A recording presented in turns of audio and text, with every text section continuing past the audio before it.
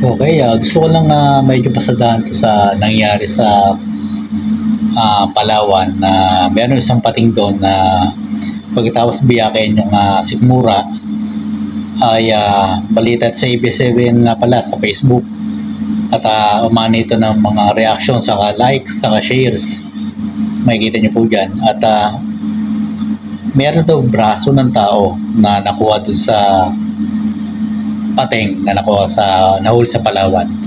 Siyempre, hindi na to kinaya ng mga kumatay doon, kung mangingisda man yun, ang kumatay doon sa pating. Kasi siyempre, braso ng tao yun, hindi natin alam kung may sakit ba yung nagmamayari ng brasong yun. Siyempre, unang-una nadidiri yung mga kumatay ng pating doon. Siyempre, mayroon ko ba naman makitang kamay o braso ng tao sa sikmura ng pating. Hindi pa malaman kasi nakalagay sa balita, nabasa ko.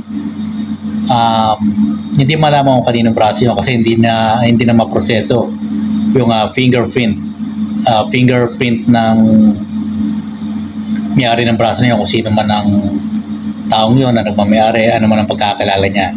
Kasi decompose na yung braso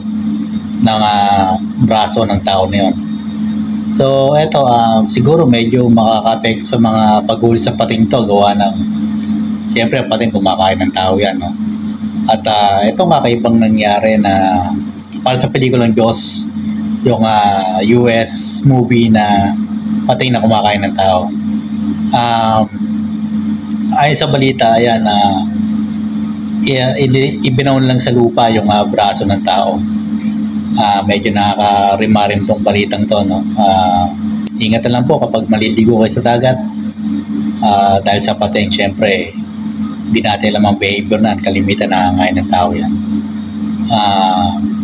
Ingat na lang po. So eto, medyo creepy lang to, itong braso ng tao na nakuha sa loob ng tiyan ng isang pating na nahuli sa Palawan.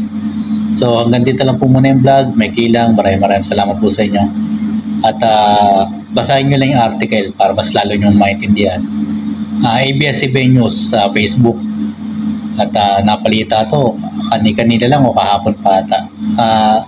Aksidente ko lang nakita sa wall ko sa Facebook. So hanggang dito lang po muna yung vlog. Maraming salamat po. At ingat po.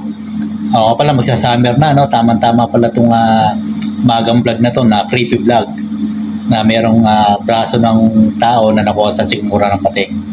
So kung magmamahal na araw, siyempre malimit, may magbi-beach, mayroong maliligo sa dagat, ingat po sa pating.